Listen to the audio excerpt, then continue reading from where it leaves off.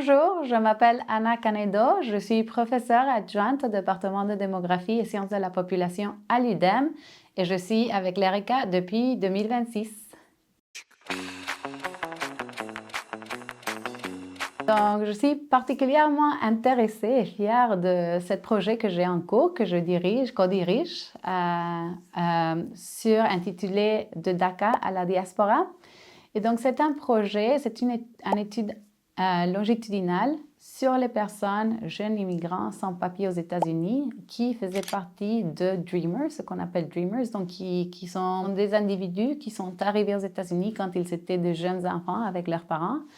Et maintenant, ils se retrouvent dans un milieu où ils ont grandi américains, ils sont très bien scolarisés, ils parlent anglais, ils sont totalement bilingues, mais ils n'ont pas un statut légal. Et donc, ils vivent dans cette précarité juridique.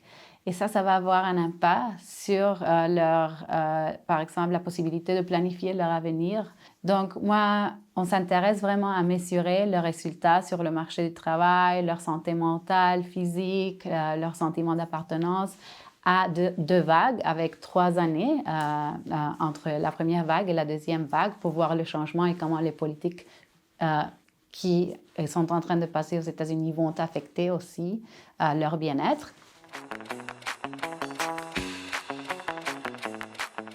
Moi, je suis d'origine mexicaine, je suis du Mexique et quand j'ai grandi, je faisais beaucoup de voyages avec ma famille en voiture. Je me souviens qu'on traversait les villages et on voyait souvent des maisons à 2 étages avec la grosse camionnette devant et je me souviens que ma mère me disait toujours, bon, ce sont les gens qui ont quitté le Mexique, qui ont travaillé aux États-Unis, après ils peuvent renvoyer de l'argent à leur famille. Mais vraiment, ce que m'a changé par rapport à comme je voyais la migration, c'est quand je faisais mes études de doctorat au Texas, je faisais du bénévolat pour une maison de refuge des migrants.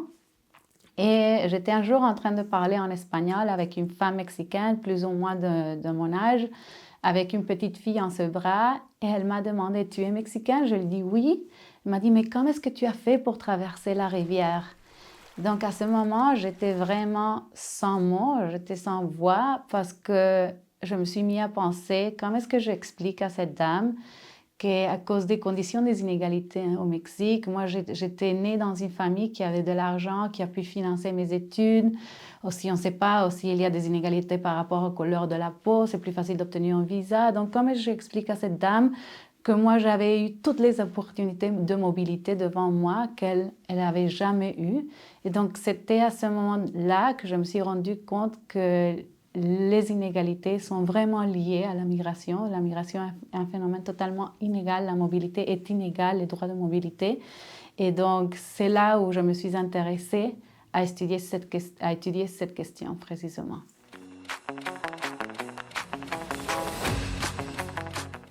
Parfois, tu lis les nouvelles anti-migrants, etc.